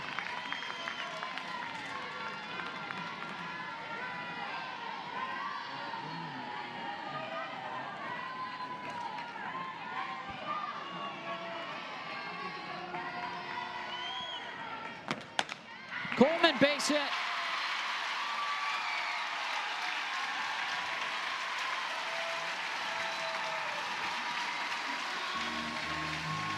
So diverse, Jada Coleman is, and honestly, she makes this look easy. You take Talon Edwards and how she's creeping in because of that speed that Coleman has, just pokes it right past her. Coleman has a ton of power. She can hit gaps, home runs, but then the ability just to get on base to the short game. Lead off, aboard. Here's Ella Parker.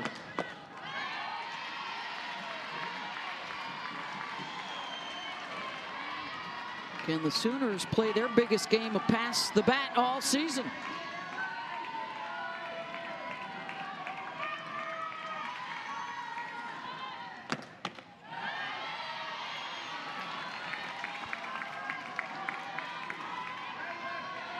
And what's interesting too is their outfield for Oklahoma State is actually playing the balls that have been hit off the end of the bat, the ones that have dropped in, so shallow. Parker check swing, and the only play will be to tag the runner. Coleman over to second, 1 out. Beth, normally you see any team, Oklahoma State historically as well, play these Oklahoma batters, and their heels are up against the wall. Yeah. But we've seen more hits actually drop in front of them instead of hit the gap, so they're playing shallow. And with the wind blowing out, anything that's hit hard is probably going to go to the fence, and then you play it off the fence. Tiare Jennings.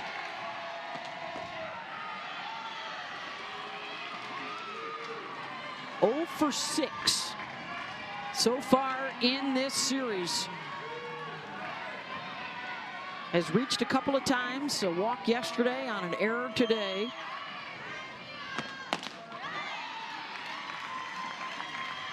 This is the bat they need to get going. And there's so many hitters in this lineup, but she's the best. She is #1, and she's been struggling. And you can tell the frustration. Continues to move off the plate, try to make adjustments. Way off the plate.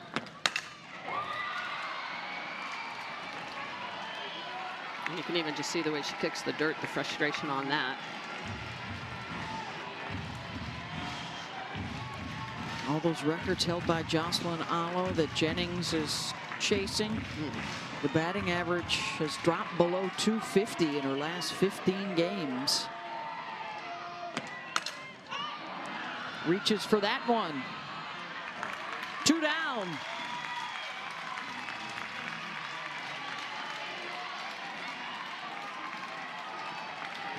One out away from a series win.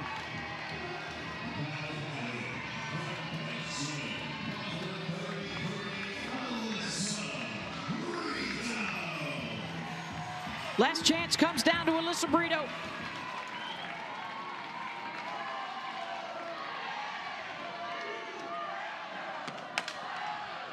Just outside the line.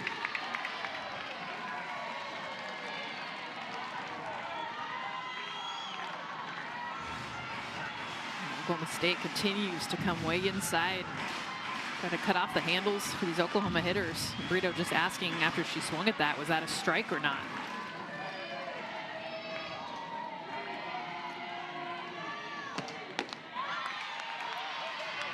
Dennis missed it away.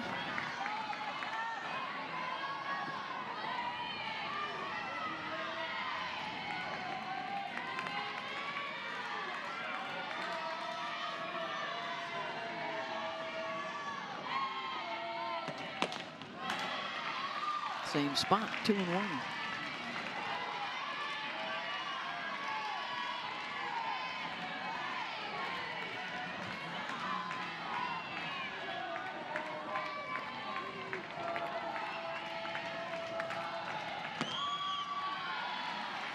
That one's in the dirt, 3-1.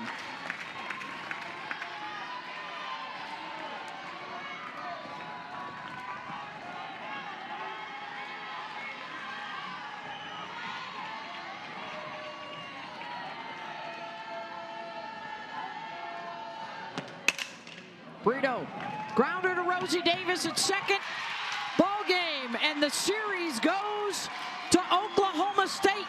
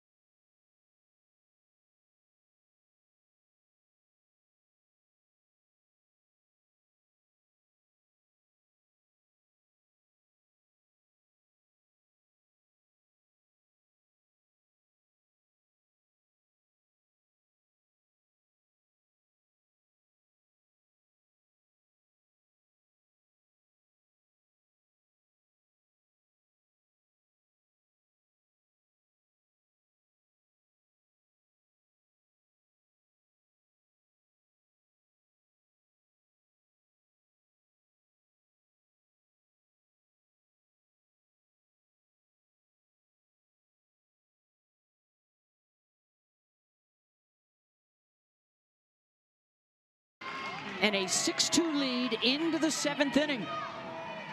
And they'll face a new pitcher in Carly Keeney. Third one of the day for the Sooners. Keeney was good last night. 2 1/3 innings in relief. Did not give up a hit.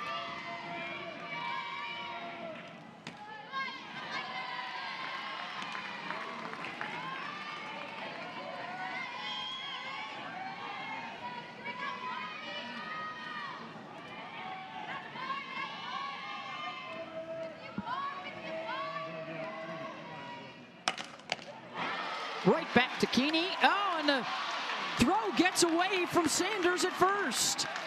And another error for the Sooner defense. It's a hard shot back to Carly Keeney, and it looks like it's going to be a routine play. Ball bashed right back at her. Flips it over to first and is offline, but that's still probably a ball that Sid Sanders needs to glove up, leave the bag, make a catch, and plenty of time to go back and get a foot back on the bag. Yeah, I thought